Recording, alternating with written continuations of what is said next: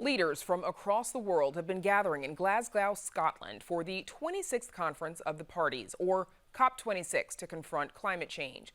They'll be meeting through next week to outline goals on everything from cutting emissions to creating policies to hold down global temperatures. And alongside the diplomats, academics, and activists is Governor J.B. Pritzker, who's representing the Midwest to present Illinois' ideas for a green economy.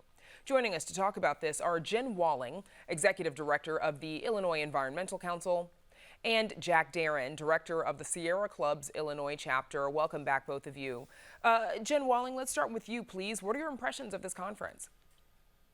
Well, I'm so excited that not only the governor is there, but also our legislative leaders from Illinois. I know that it's really important for our ideas from Illinois to be heard on an international stage. I think that part is really exciting. I'm excited about how the work that we've done here is going to be presented in terms of the pledges and other commitments that international leaders are making. And I think that we are going to be something that can be held up for international countries to follow, and that's really exciting. Jack Darren, how about you? What's your impression so far? Yeah, just what a breath of fresh air, right? That Illinois can contribute on a global stage to one of the most pressing problems of our time. And the fact that we have this brand new consensus in our state that we are a bold climate action state, and recognizing that it's not only the thing that we need to do for the planet, but it's potentially a real boon to our economy. So we hear about this 1.5 degrees Celsius target as an important figure. Jen, what is that target and why is it important? So the 1.5 degrees Celsius target is the target that scientists have for what is essentially our last chance to keep life as we know it existing on the planet.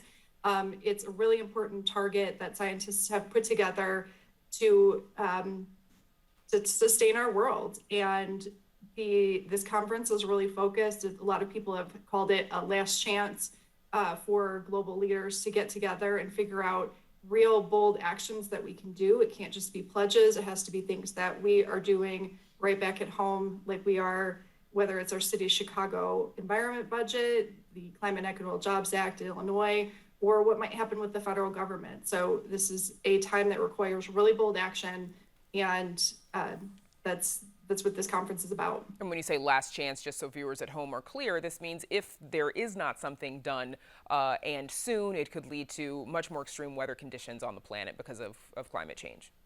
Mm-hmm. Jack Darren, COP26, crucial because, receipts have come due from the 2015 Paris Agreement. How does COP26 continue to work continue to build on the work that was done in 2015? Well, I think it's a time to check in on that Paris Agreement and whether or not we can reach consensus to go beyond that historic agreement. It has been 5 years. We haven't made, as a world, the progress we've needed to make. So it may be time to set the next round of binding emissions targets. I think it's also time for the developing countries, including the United States, to make good on pledges made previously to support climate action in the developing world. We're really pleased that President Biden is proposing to double America's contribution to that.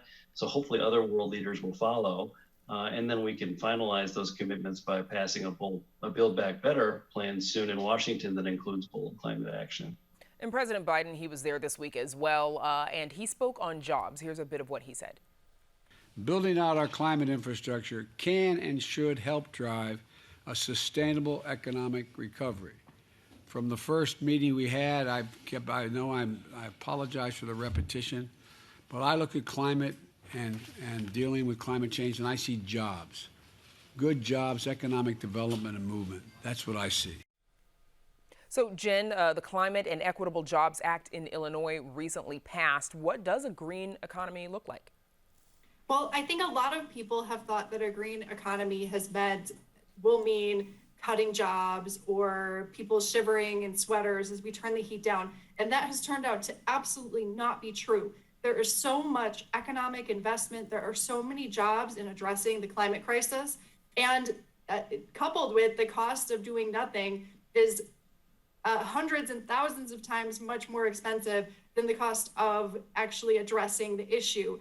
And it brings with it great, good paying jobs, and the Climate Equitable Jobs Act makes sure that most of those jobs are union labor jobs with good paying wages in communities that need it the most. So we have seen absolutely the opposite. We've seen investment in Illinois. We've seen job growth in the clean energy sector and just forward progress on these economic issues. The opposite of what some opponents have predicted has come true. And Governor J.B. Pritzker, as we mentioned, he was at the conference. Jack, what can other countries learn from Illinois' recent climate action?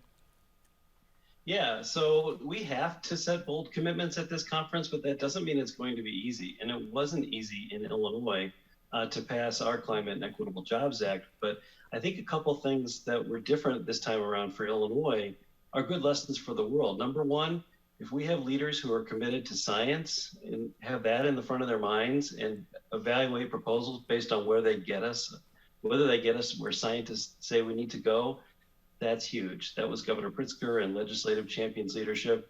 And the other is opening up the doors to everyone. Climate change threatens all of us, but particularly and uniquely our communities of color and other environmental justice communities.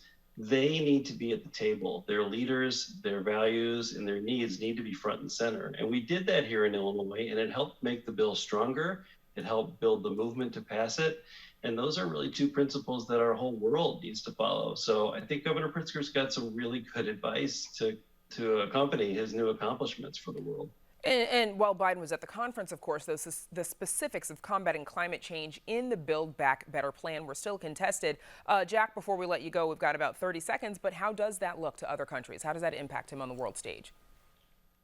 I think it not only puts us in a position, look, we're a big coal state historically, a very large state, first in the Midwest. So if we can do this here, we should be able to do this anywhere. And also, it really puts an open for business sign on Illinois in one of the fastest growing sectors of the economy.